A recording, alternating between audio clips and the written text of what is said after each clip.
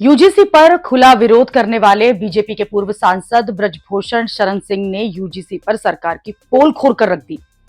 ब्रजभूषण शरण सिंह ने ABP news को दिए एक इंटरव्यू में कहा कि यूजीसी पर ड्राफ्ट कमेटी में उनके बेटे करण भूषण का नाम लिया जाता है कि उन्होंने भी इस पर साइन किया है।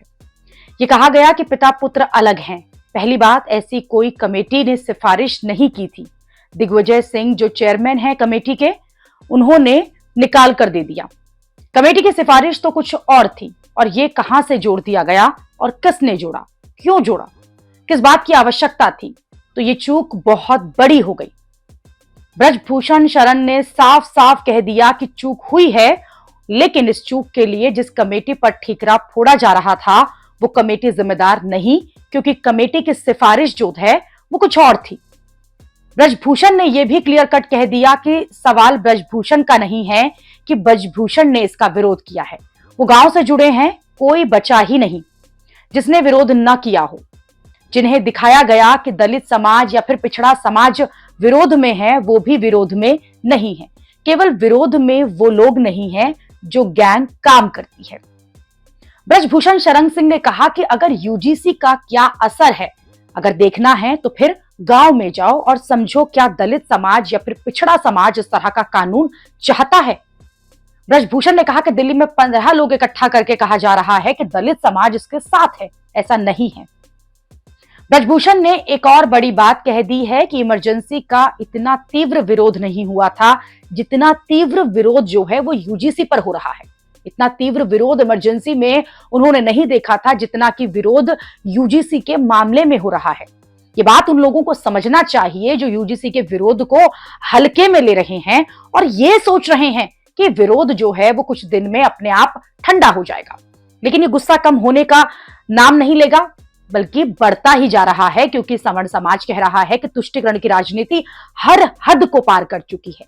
जैसे यूपी में मूर्तियों के रेनोवेशन पर 500 करोड़ देने पर सवाल उठा रहे हैं लोग।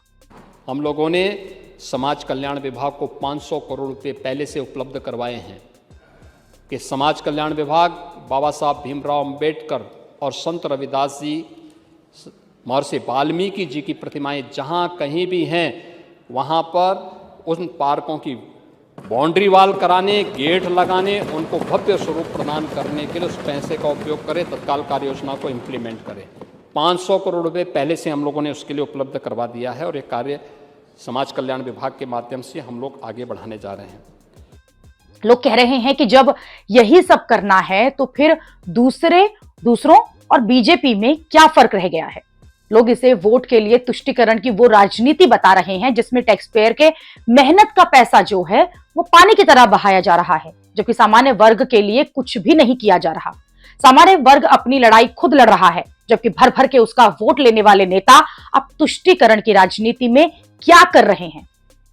लोग अब इस पर भी सवाल उठा रहे हैं कि बीजेपी के बड़े बड़े नेता आजकल बात बात में सिर्फ बाबा साहेब अंबेडकर का नाम ले रहे हैं, जबकि पहले जो है ऐसा नहीं होता था। लेकिन गुजरात के नागरिकों को देश की इस राजनीतिक परिस्थिति को भी देखना है, किस प्रकार से लगातार संविधान की दुहाई देने वाले लोग संविधान के हमेशा चोट पहुंचाते हैं, तार तार करते हैं। डॉक्टर भीमराव अंबेडकर के नाम पर जो लोग राजनीति करते हैं, मैं उनसे पूछता हूं, डॉक्टर भीमराव अंबेडकर को भी चुनाव हराने का काम, अपमानित करने का काम किसी ने किया तो यही नेहरू गांधी परिवार ने किया था। ये बात को भी हमें याद रखना है। इन्होंने केवल गांधी परिवार को ही सम्मान देने का काम किया, और वो भी नेहरू परिवार से शुरू होता है, इंदिरा तक खत्म हो जाता है। जिस देश में क्या प्रधानमंत्री ये कहता हो कि 45 करोड़ जनता हमारे लिए लायबिलिटी है, जिस देश में क्या प्रधानमंत्री कहता हो कि 57 करोड़ जनता हमारे लिए लायबिलिटी है, उस नेतृत्व के बारे में आप सोच सकते हैं। ये कोई और नहीं, नेहरू और इंदिरा जैसे प्रधानमंत्री थे जिन्होंने इस देश की जनसंख्या को लायबिलिटी समझा। लेकिन आज हमारे प्रधानमंत्री जी की सोच देखिए, वो हमेशा कहते हैं मेरे लिए 140 करोड़ जनता मेरी एसेट है और मैं इसके बल पर इस देश का विकास करना चाहता हूं। यह हमारे नेतृत्वकर्ता की सोच है। बाबा साहेब अंबेडकर के नाम पर यह राजनीति तब चल रही है जब यूजीसी पर बीजेपी और सरकार का कोई क्लियर स्टैंड नहीं है, जबकि सवर्ण समाज अंदर ही अंदर खौल रहा है। सिर्फ ब्रजभूषण शरण सिंह वो इकलौते नेता थे जिन्होंने तब यूजीसी के खिलाफ बोला था जब बीजेपी के सारे नेता चुप थे। आज भी जब बीजेपी के ज्यादातर नेता मंत्री जो हैं वो यूजीसी पर चुप्पी साधे हैं, तब भी ब्रजभूषण शरण सिंह ही बोल रहे हैं और साफ साफ कह रहे हैं कि यूजीसी पर बहुत बड़ी चूक हो गई है। ब्रजभूषण तो क्लियर कट कह रहे हैं, लेकिन सरकार का कोई क्लियर स्टैंड अब तक यूजीसी पर नहीं दिखा, जबकि सवर्ण समाज का गुस्सा ऐसा बढ़ता जा रहा है कि सवर्ण समाज बाकी सब बातें भी अब उठा रहा है और साफ साफ कह रहा है कि तुष्टीकरण में इस सरकार ने हद पार कर दी है।